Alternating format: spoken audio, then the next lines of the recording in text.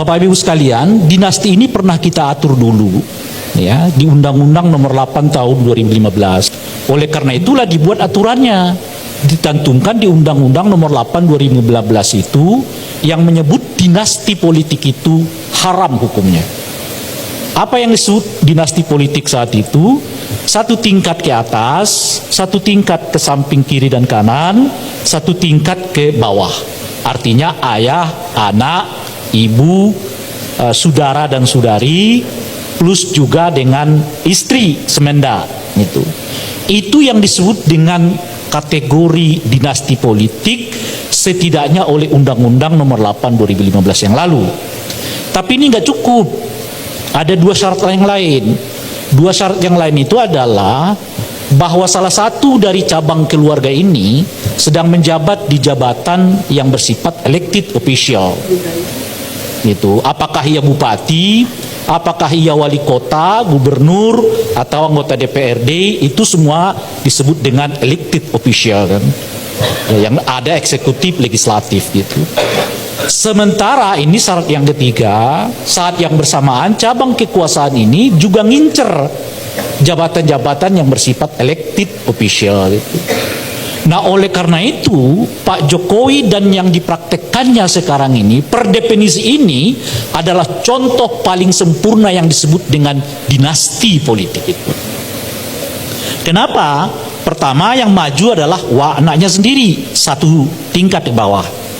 Yang kedua, Presiden Jokowi masih menjabat sebagai presiden. Dan yang ketiga, anaknya mengincar jabatan yang bersifat elected official, yaitu calon wakil presiden gitu.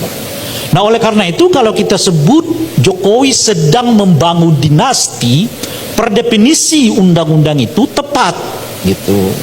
Meskipun kemudian undang-undang ini dibatalkan oleh Mahkamah Konstitusi secara legal, tapi secara isu, secara ide, kita pernah membuat definisi tentang apa yang disebut dengan dinasti politik.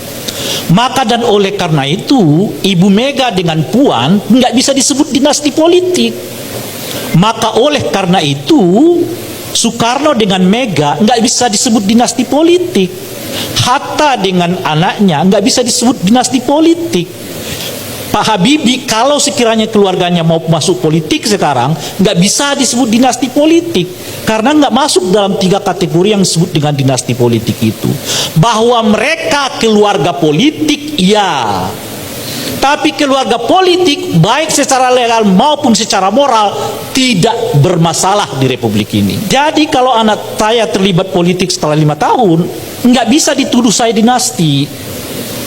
Tapi bahwa saya membuat keluarga politik, iya itu sama seperti keluarga olahraga, keluarga TNI, keluarga polisi. Nggak bisa dihadang orang untuk membentuk bentuk keluarganya sendiri. Kenapa ya dilarang ke politik? Karena politik itu jabatan publik. Makanya kalau ketua partai dengan ketua partai bukan dinasti politik. Nggak ada hubungannya itu dengan jabatan publik. Legal dalam pengertian legalistik. Kan nggak ada hukum yang melarang di kita itu. Lalu yang melarangnya apa? Yang melarangnya itu adalah cita-cita kebangsaan, kepentingan publik, dan oleh karena itu kategorinya moral, bukan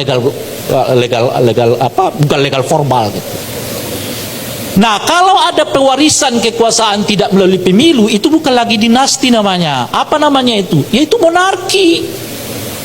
Kekuasaan diwariskan tidak melalui pemilu, tapi kalau kekuasaan diwariskan melalui pemilu, itu namanya dinasti. Nggak ada itu untungnya bagi bangsa ini, dinasti politik itu. Jadi kalau ada orang yang mengatakan dinasti demi kepentingan bangsa dan negara, itu omong kosong, nggak bisa dibuktikan secara faktual tuh. Yang sudah jelas-jelas dinasti itu demi kepentingan keluarganya sendiri, nggak ada yang lain. Dinasti itu kepentingannya cuma dua. Pertama, bagaimana keluarga itu menguasai akses kekuasaan. Saat yang bersamaan yaitu jual beli dengan para pemilik modal. Jadi kekuasaan yang di tangan keluarga diperjualbelikan dengan pemilik modal. Itulah yang kita sebut sebagai oligarki. terbatas kan. Di mana kita di tengah-tengah itu? Nggak ada Pak cerita tentang kita di tengah-tengah itu. Karena dia jual belinya dengan para pedagang, para pemilik modal. Kita yang nggak punya darah biru, kita yang nggak punya modal, wassalam. Tinggal di periferi aja, ke laut aja deh loh, kata anak BG sekarang ya kan, dan seterusnya.